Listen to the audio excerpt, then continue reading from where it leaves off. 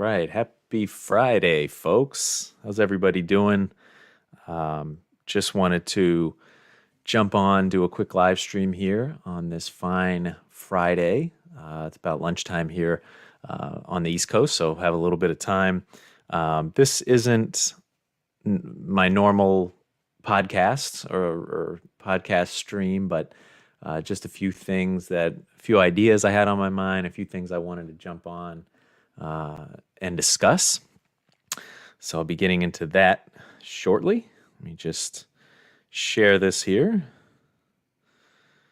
Looks like Facebook updated overnight or something, and can't find what I want to share. Here we go.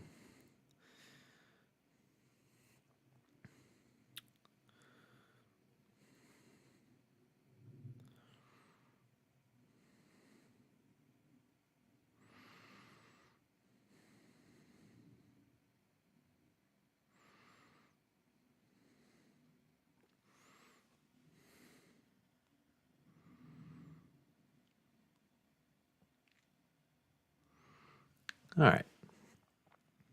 Let's see if that worked. So, first thing I wanted to talk about. How about that Washington football team? I'm trying to go with the burgundy and gold effect back here, although it looks in the on the feed it's not so burgundy and gold, but that's what I'm going for because pumped about what's been going on in free agency so far. If you're a Washington football team fan, let me know what you think of Fitzmagic coming to DC. The Curtis Samuel signing, excellent. We needed that help for Terry McLaurin. And William Jackson, clear upgrade at corner, which was also very much needed. One thing I wanted to share that I thought was pretty cool in regards to the Washington football team, and I won't spend too much time on this. So I just wanted to hit on Washington for a minute because I'm psyched and I'm a fan.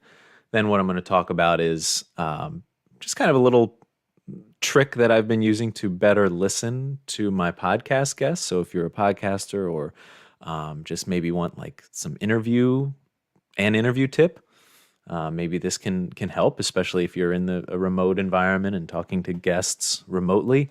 This is something I've found that's starting to work for me.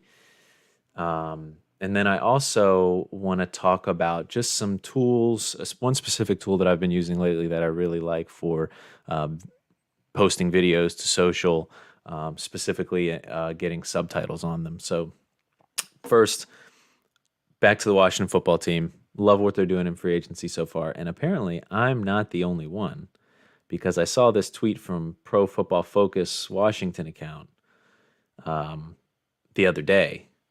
I mean, how often do you see Washington leads the PFF improvement index, the 2021 offseason improvement index, just ahead of the New England Patriots? How often do you see that, right?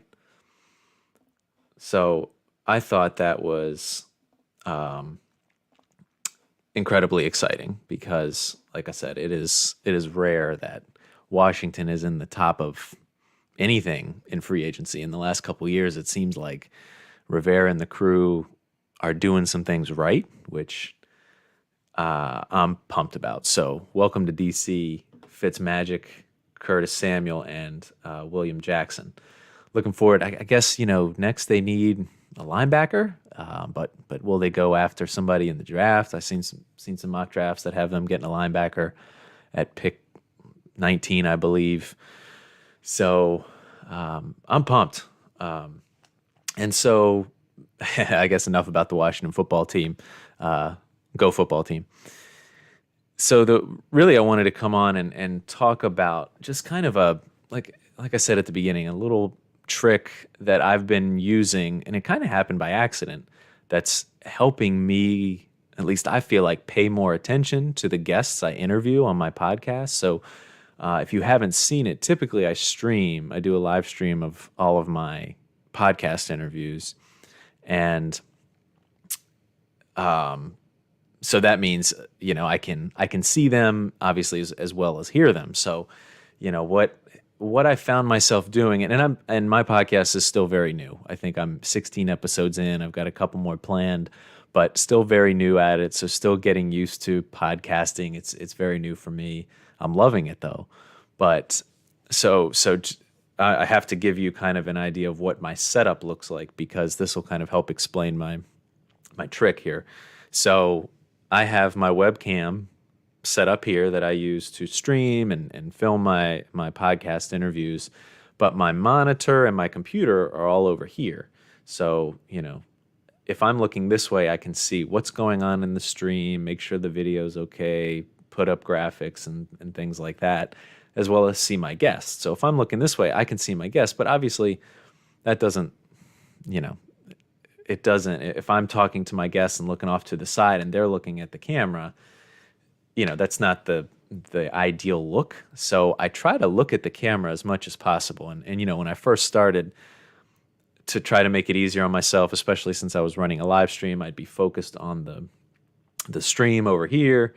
And every now and then when I would talk to the guest, I'd come back to the camera, ask my question, kind of sit here for a minute, and then go back to paying attention to the stream. Now, while, obviously if I'm doing a live stream, I want to make sure every now and then that the video looks okay, that everything's still online, that, I can put up the proper graphics when needed. But the key to a good interview, or at least one of the keys, is listening.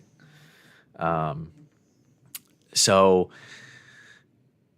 in order to help me, I wanted to make sure I was listening, right? So the key to a good podcast, again, or the key to a good interview, along with a few other things, is listening to your guest. Obviously, you want to do as much preparation ahead of time, learn as much about them as you can to be able to ask good questions. But some great questions and good conversation comes from listening and responding. So I found myself, when I was looking over here, paying too much attention to what was going on in the stream and the video, and not focusing enough on the responses from my guests. So I have actually found that keeping the webcam here off to the side is helping me listen better, because I can kind of see what's going on in my peripheral vision, but I really, I can really just see the camera right now. And of course, during my interviews, I have headphones in,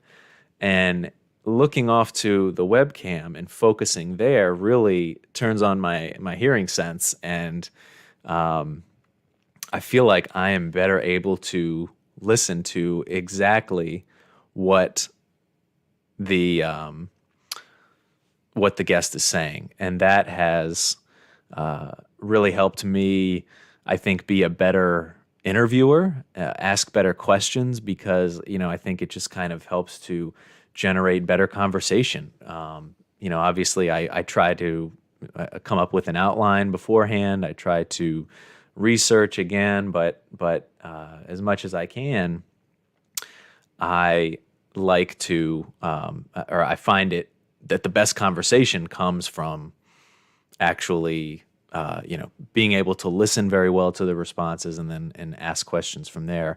It makes for a much better conversation. So that's kind of one tip. If you're kind of thinking about doing a podcast, or you're kind of struggling with interviewing people, and you're in a virtual environment like myself,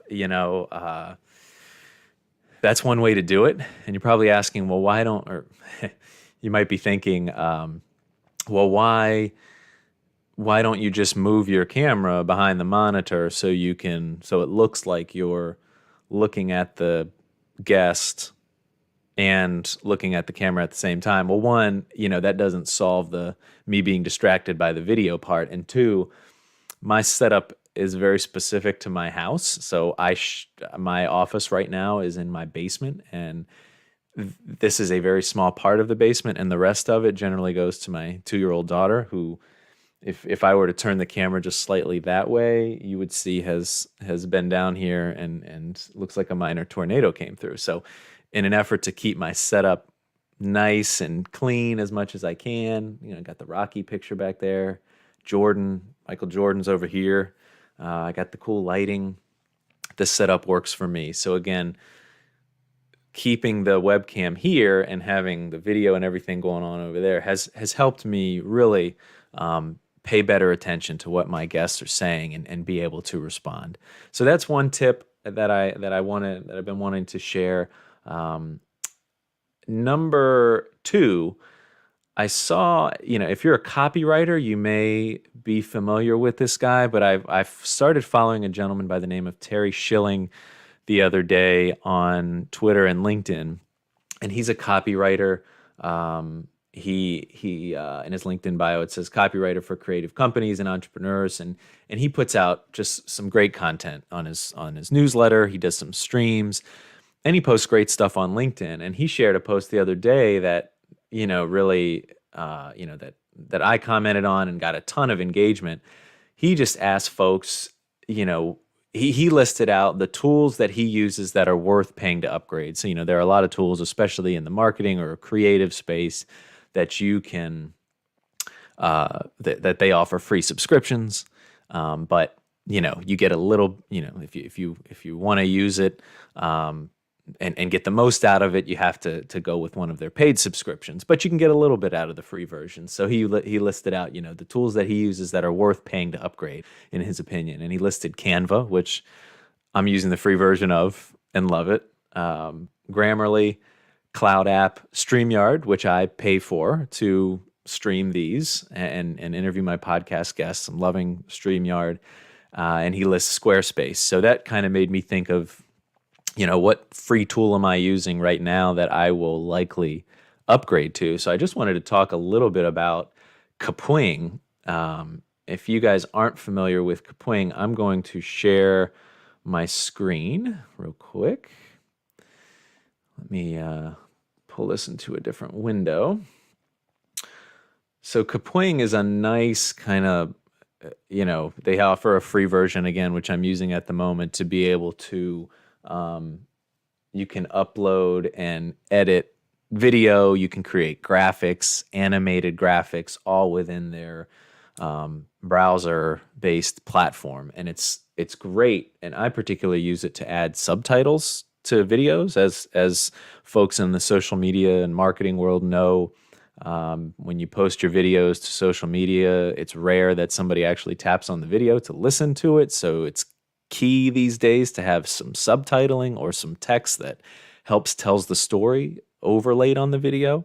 So I discovered Kapwing through a YouTube video, and I've been using it since, at least for the last couple months, to create just some simple subtitles for some subtitle overlays for the videos I post on social. So I'm going to share my screen real quick and just show you a little bit what Kapwing looks like.